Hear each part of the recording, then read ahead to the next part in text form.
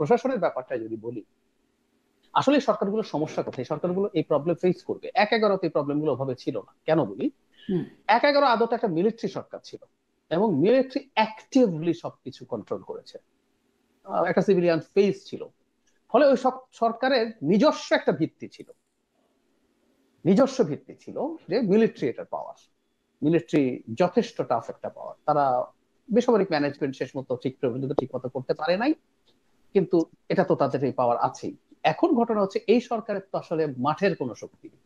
এই সরকার ধারণা করেছিল, বা ডক্টর ইউনূস সম্ভবত, আমি ধারণা করি, দেশে ছিলেন না মুভমেন্টের সময়। শুধু সেটা না, ডক্টর ইউনূসকে শেখ হাসিনা ঝামেলা না করলে ডক্টর ইউনূস বাংলাদেশে ঠিক কি হচ্ছে, কিভাবে হচ্ছে, কেমন হচ্ছে, এটা ওনার ব্যস্ততার কারণে ওনার এইসব মনোযোগ আসলে ছিল না। ফলে এই মুভমেন্ট যে স্টুডেন্টরা করে নাই, মানে উনি মনে করছেন স্টুডেন্টরাই একমাত্র, এবং এটা নেতৃত্ব মনে করেছেন। আমি আজ পর্যন্ত কোনোদিন ছাত্রদের নেতৃত্বে কথাটা ব্যবহার করিনি কনসাসলি। তারা এটা সামনের সারিতে ছিলেন, তাদেরকেই আমরা দেখেছি। তো ডক্টর ইউনূস মনে করেছিলেন যে স্টুডেন্টরাই সবকিছু, তারাই ওনাকে অ্যাপয়েন্ট করেছে, মাঠের শক্তিটা হবে স্টুডেন্টরা। তো ডক্টর ইউনূস একটা পর্যায়ে তো বুঝতেও পারলেন আসলে শক্তি নাই। এখন মাঠের শক্তি কাদের আছে? মাঠের শক্তি বিএনপির আছে, মাঠের শক্তি জামাতের আছে। শুধু মাঠের শক্তি না, প্রশাসনের মধ্যেও বিএনপি এবং জামাতেরই, কারণ এনসিপির লোকজন এখনো ওই পর্যায়ে আসে নাই, ওই বয়সে যান নাই যে তারা এই সব জায়গাগুলোতে যাবেন। তো ফলে এনসিপির প্রভাব কি হচ্ছে? একটা সময় ছিল, খুব ছিল, এখন কমছে আস্তে আস্তে। সেটা হলো যখন গণ অভ্যুত্থান হয়ে গেল, তখন আমরা অনেক গুরুত্ব দিচ্ছিলাম এবং প্রধান উপদেষ্টা বলে ফেলেছিলেন যে স্টুডেন্টরাই তার এমপ্লয়ার, মানে যারা প্রধান উপদেষ্টাকে এমপ্লয় করে তাদের সাথে তখন অনেকেই খাতির রাখার চেষ্টা করেছেন। তো সবার প্রভাব হয়েছে। এই কারণে, যেহেতু ডক্টর ইউনূসের নিজস্ব কোনো শক্তি নাই, প্রশাসন এখন নানান জনের সাথে অ্যালাইন হওয়ার চেষ্টা করছে। এটাই হলো প্রধান কারণ। এমনি ঠেকাতে চাইলেও ঠেকাতে পারছেন না এই কারণে। আর সবচেয়ে বড় কথা, এক সময় রাজনৈতিক দলগুলোর যে ধরনের শর্তহীন সমর্থন ছিল শুরুর দিকে ডক্টর ইউনূসের প্রতি, সেটা যেহেতু এখন আর নেই, এই কারণে সব জায়গায় এই বিভেদটা প্রকট হয়ে উঠছে। জি।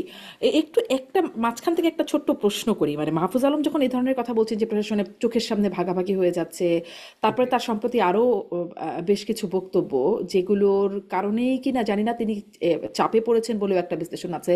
অনেকে মানে কমেন্টস বক্সে লিখেন যে তিনি কি এখন ওই যে একটা অ্যাড ছিল না যে ফ্রুটিকা খেলে সব সত্যি বলা শুরু করে দেয়, অনেকে লিখছেন, আমি দেখছিলাম যে অনেকেই আসলে মানে একাধিক ব্যক্তি যেহেতু লিখেছে তাই মেনশন করছি যে ফ্রুটিকা খেয়ে তিনি এখন সত্য বলা শুরু করেছেন।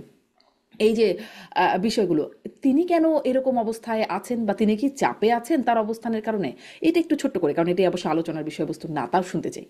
আচ্ছা, এখানে একটা ইন্টারেস্টিং ব্যাপার তার আগে বলি, মানে মাহফুজ আলম যখন এই বক্তব্যগুলো দেন, তার আগে তার মাফ চাওয়া উচিত একদম প্রকাশ্যে। ওনারা সরকারে আছেন, সরকারে থেকে ওনারা কি করেছেন আমরা যদি বলি, মানে তারা যখন ক্ষমতায় এসেছেন, বাংলাদেশের ইতিহাসে এই পরিমাণ সমর্থনের কোনো মানে কোনো সরকার এবং ভবিষ্যতে হবে না।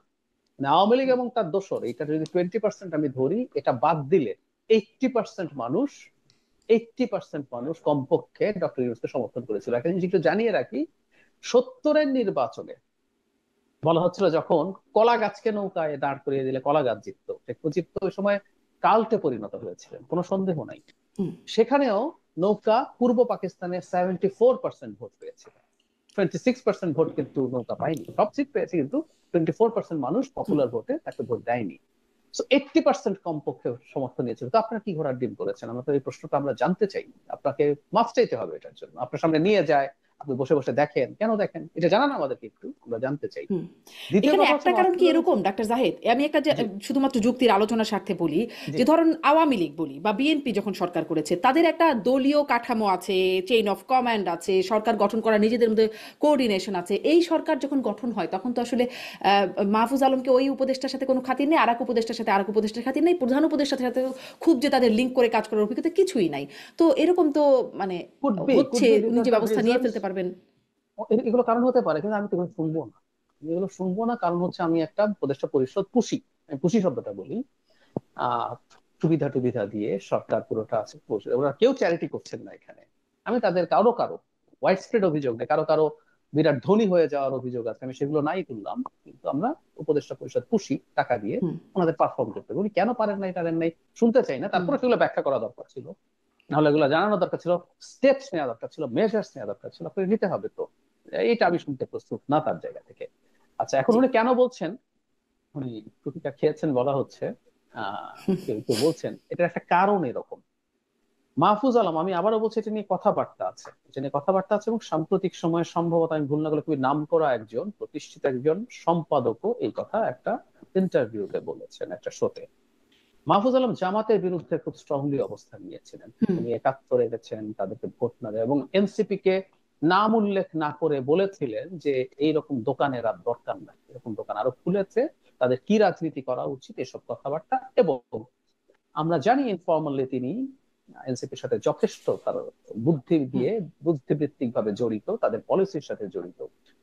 জামাত সম্ভবত তীব্র চাপ তৈরি করেছে সরকারের উপরে মাহফুজ আলম কেন, মানে ছাত্র দুই উপদেষ্টাকে আমরা প্রথম আলোতে একটা রিপোর্ট দেখেছি, সেপ্টেম্বরে সরে যেতে বলা হয়েছিল, কিন্তু জানা যায় যে মাহফুজ আলমের উপর চাপটা অনেক বেশি ছিল জামায়াতের দিক থেকে, সেই জন্য তিনি যথেষ্টই কোণঠাসা, সেই কোণঠাসা হওয়ার একটা আউটকাম এটা হতে পারে।